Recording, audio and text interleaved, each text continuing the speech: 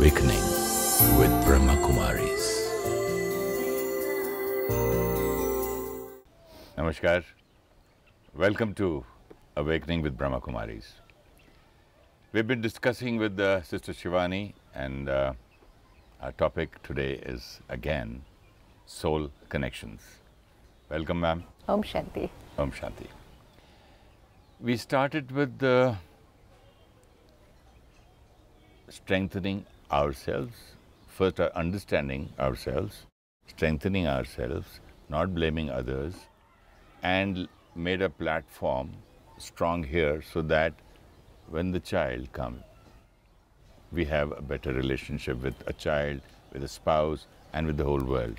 So first we started that we should have a good relationship with our own selves, and we will have a good relation or a nice, healthy relationship with ourselves only when we know ourselves and empower ourselves, right?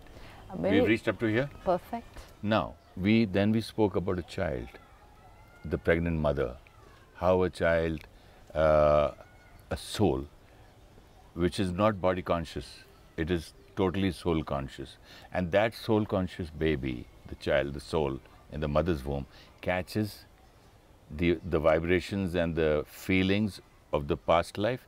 One side is the death and the family he leaves, the soul leaves, and the other side, which is either welcoming or maybe rejecting.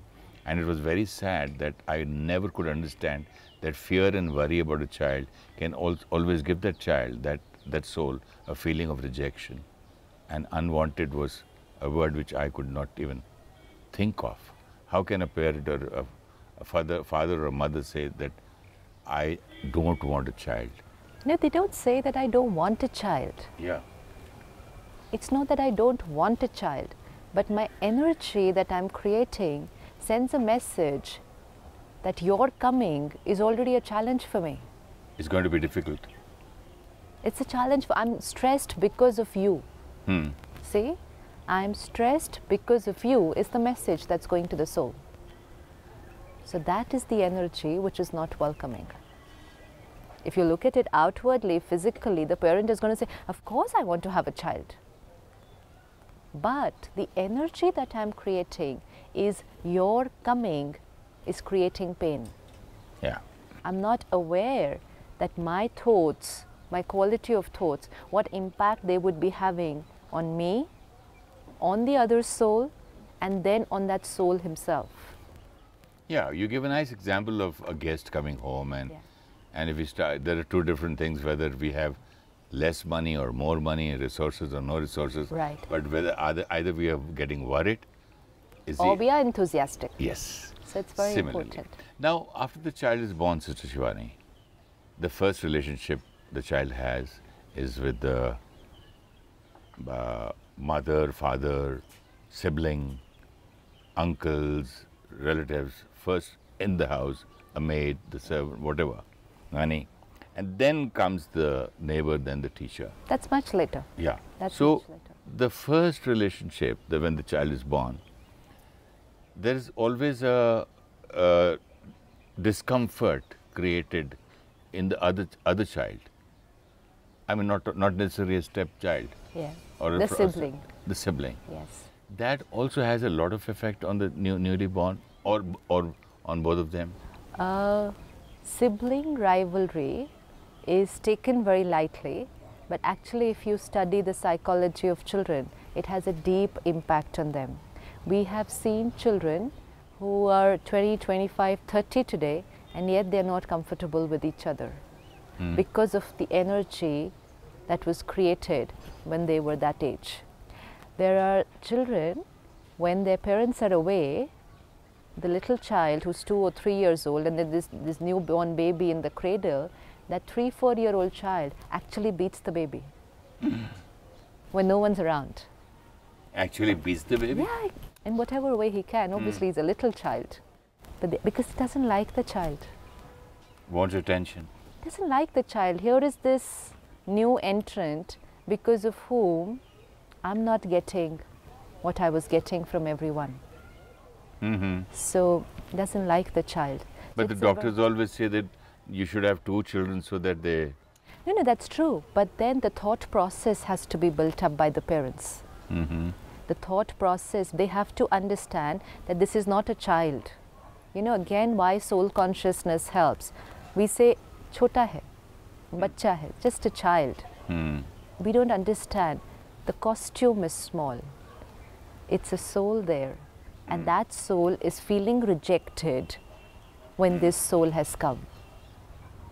So like in any other relationship, when there is another soul who comes into a relationship and there's some other soul who feels rejected, and then at that age we understand that this person is feeling rejected, so I need to make that person comfortable. Similarly, even at this age, that when this new baby is born, this little child, the soul feels rejected.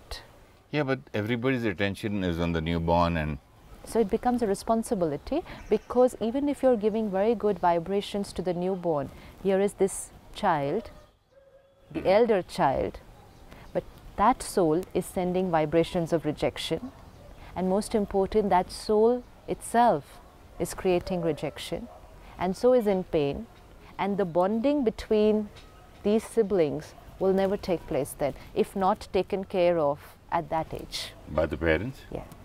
We have seen children where the elder child has actually pushed the younger one down the steps. That's the amount of hatred.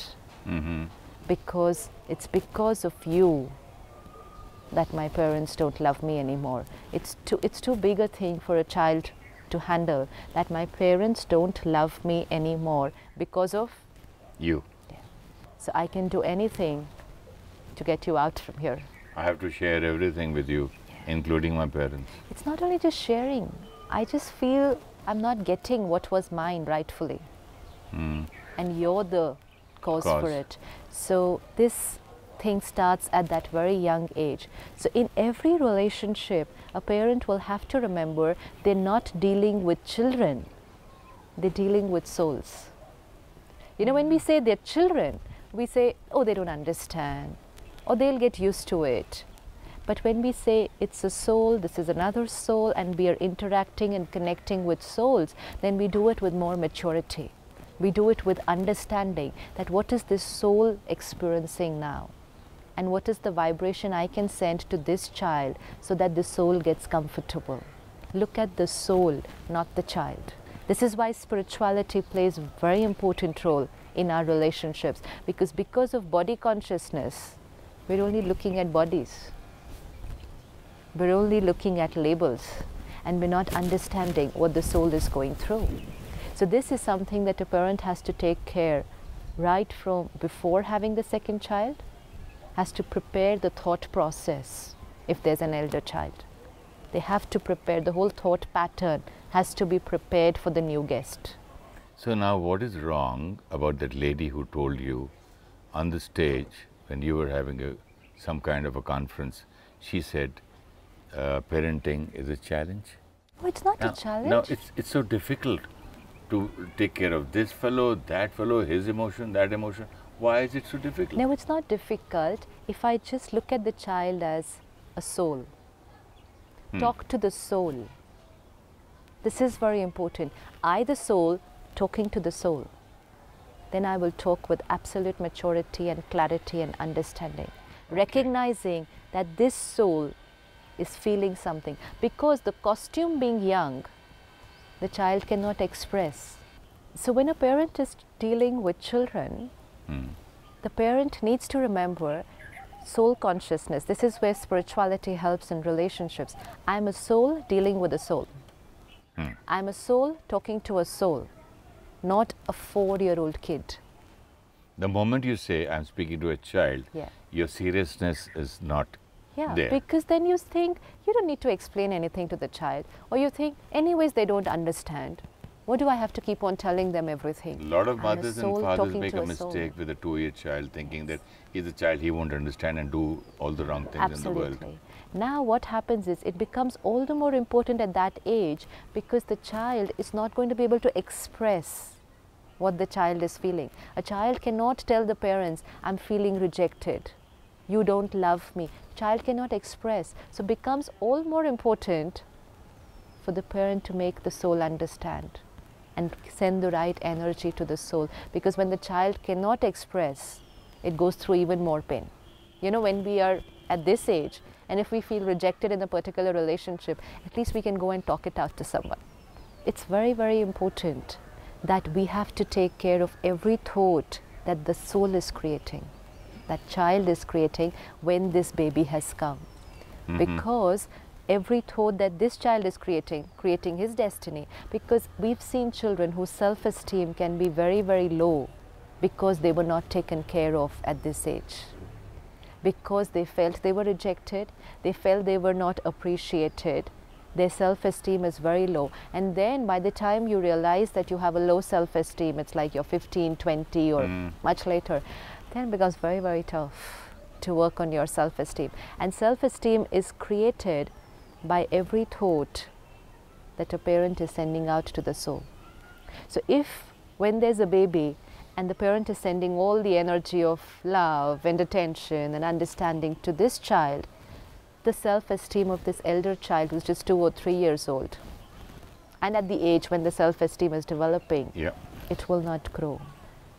So it becomes so critical to take care. It's a soul creating thoughts and feelings, not a child who doesn't understand anything. Perspective changes. And now as these children are growing up, when we said soul connection means that to build beautiful relationships with children, we need to understand them. But to understand them, we need to understand how my own mind works. We've grown up with a lot of belief systems. And on awakening, we've always seen that our belief systems create our thoughts and our thoughts create our destiny. So one wrong belief system creates our destiny in that way. Can affect my destiny. But what happens is, because I'm not aware of my own belief systems, I'm actually bringing up my children with the same old belief systems. Continuing the pattern. Yeah. I as a parent think that my happiness is in buying a new car, in buying a new house, in buying a new gadget. So my belief system is happiness is in possessions. So that's what I do with my child. With my child. Buy a toy, a new toy car, a new toy house. A chocolate. Yeah, anything. And when I'm buying it and giving it to the child, the energy I'm putting in it. Yes, is that now you will be happy. And you're confirming that to the child, and the child, the soul in the child is confirming, okay, it's creating this a is belief happiness. system. This is how you get happiness. This is how you get happiness. So all his life, that child grows up and he finds happiness in all those materialistic things. Yes, and then when the child grows up a little more and starts asking for things, and then we say, now this child is asking for too much. But what we don't understand is that when that child was small, this age, we trained the child that happiness is in. So he wants more and more. Yeah, and now he wants to be happy. He's justified. Now he's not happy with 5 things. So he wants 10 things, and then we say, today's children, they're asking for too much.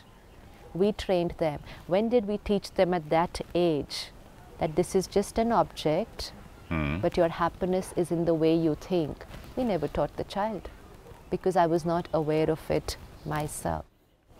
And then a very deep belief system that we teach the child is that whenever you create pain, we don't even say whenever you create pain, but whenever you are in pain, it is someone else who's responsible. Like a child, when you say when it falls down, I mean, he you know, over a table while he's even learning to walk, and we just say, hit the table, bad, this table is bad, I'm going to beat this table. It's not your fault, table was wrong. This is a bad thing, it is kept in a wrong place. Perfect. We start from that child. And then what did the child just learn? He'll say that it's not my fault, it's the table's fault. The table was in the way. Yes. The table was in the way. And the table is the cause of my pain. My pain. Belief system. Yes. Because my parent did not teach me, I was not walking the right way. And this pain that I am experiencing right now is my creation. I did not walk properly. My parent just said to me, table's fault. Yeah. Not your fault. Belief system. Whenever I am in pain, it is someone else's fault. So that's stamped. And parents stamping it. I grew up with that. Yeah. See, at that age, a child, the soul, is developing his belief systems. learning from what we are teaching and watching us with our belief systems.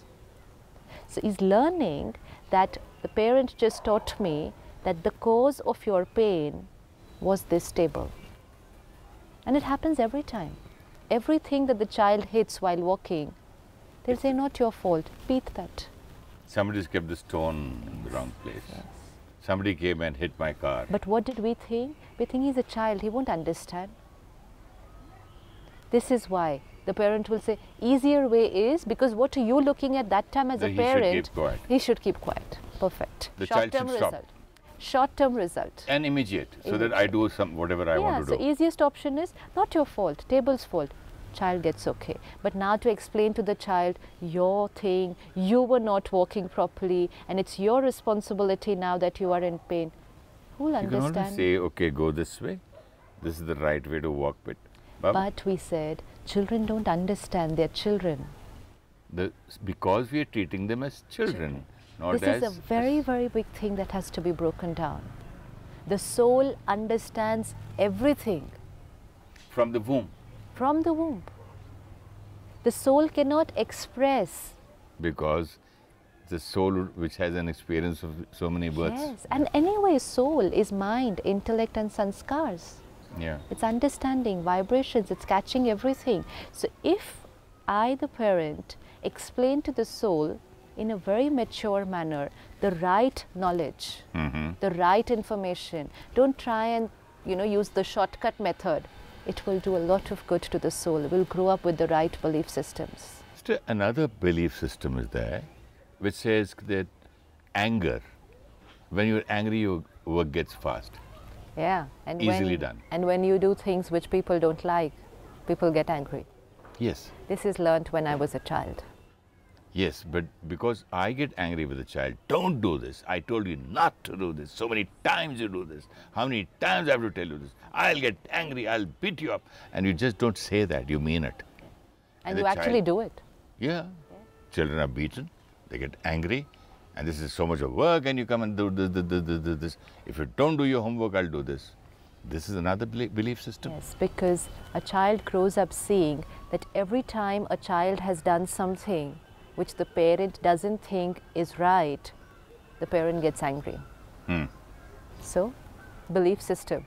Every time anyone in the world doesn't do things the way you think is right, you are supposed to get angry, because my parents taught me that. Yeah, but as a child, the child also gets angry if you don't buy him the toy he wants. But from where did he learn that? From me. Simple. Now, if I want to change that belief system, you know what happens normally? We have a look, parents taking young children to the malls or, and nowadays children are very clear what they want there. So they can just stand there in the shop and they'll say, I want this. Yes. Okay.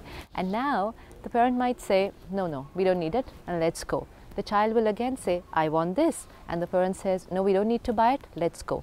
Now the child stops there, starts crying, creates a big scene, starts shouting.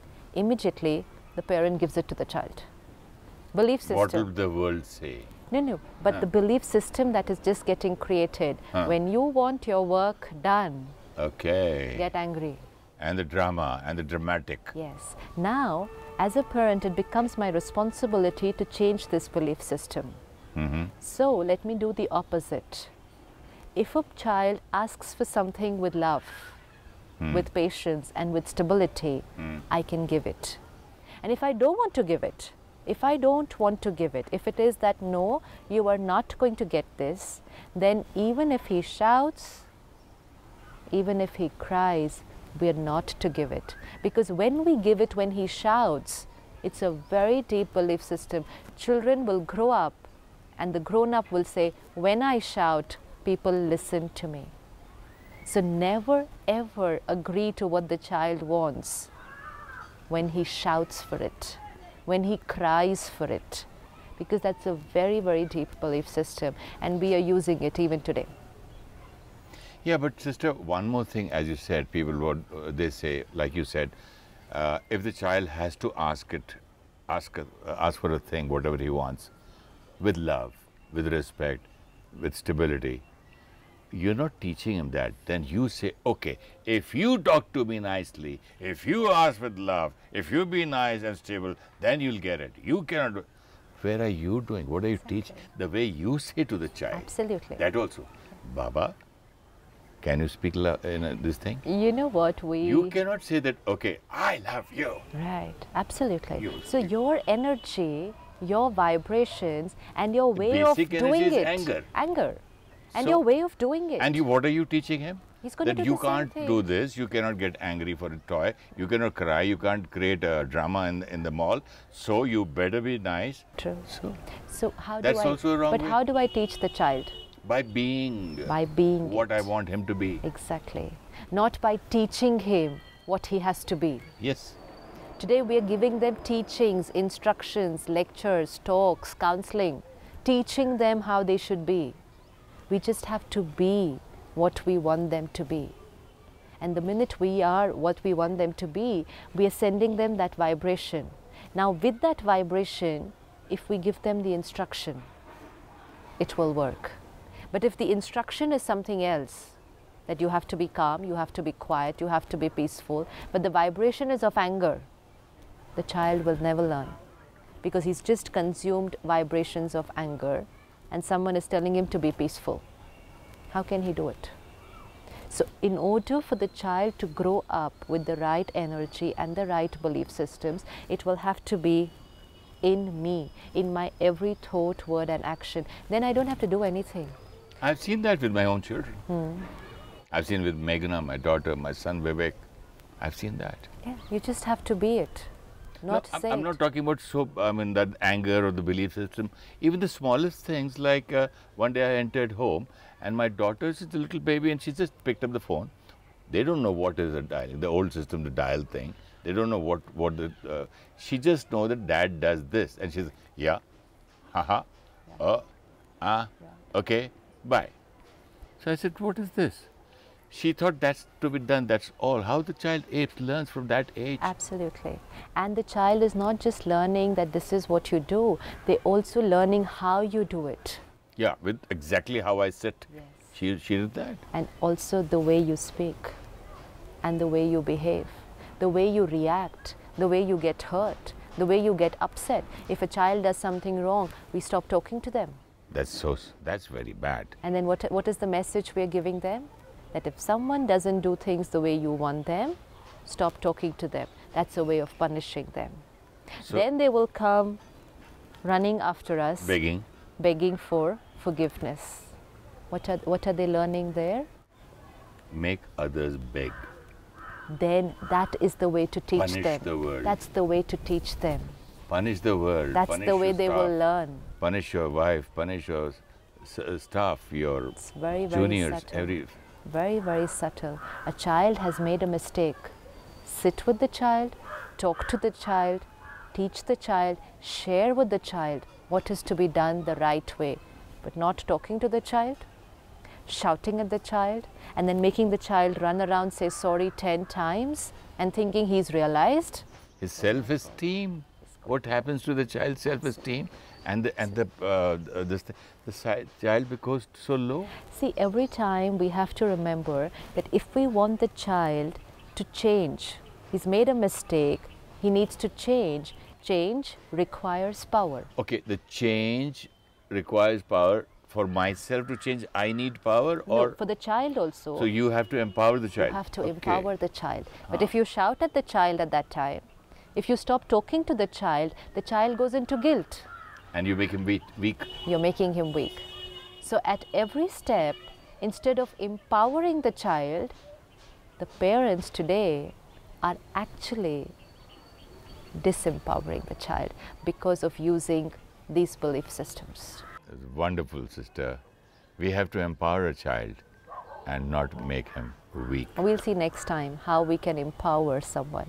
In the next episode. Definitely. And till then, a meditation before we leave. Definitely. Sit back, relax.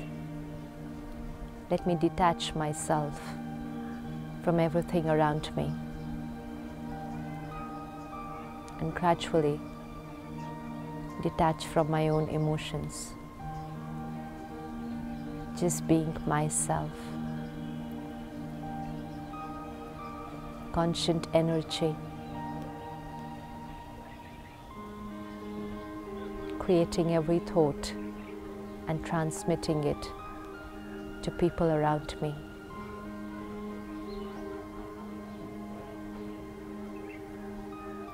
My thoughts, my belief systems, my vibrations are transmitting to the children around me.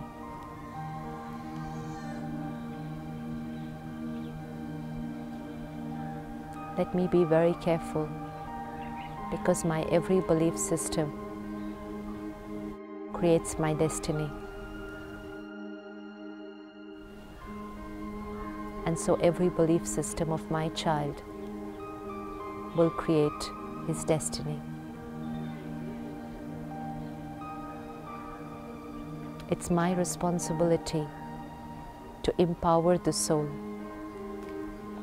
with knowledge, love, and understanding. Not a single thought of fear, anger, resentment.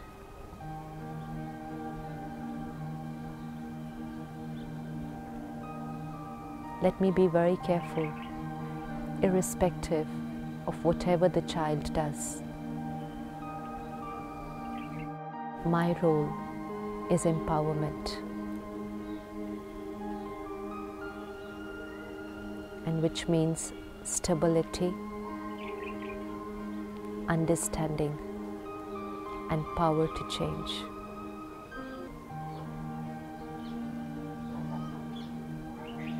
My vibrations travel to my child.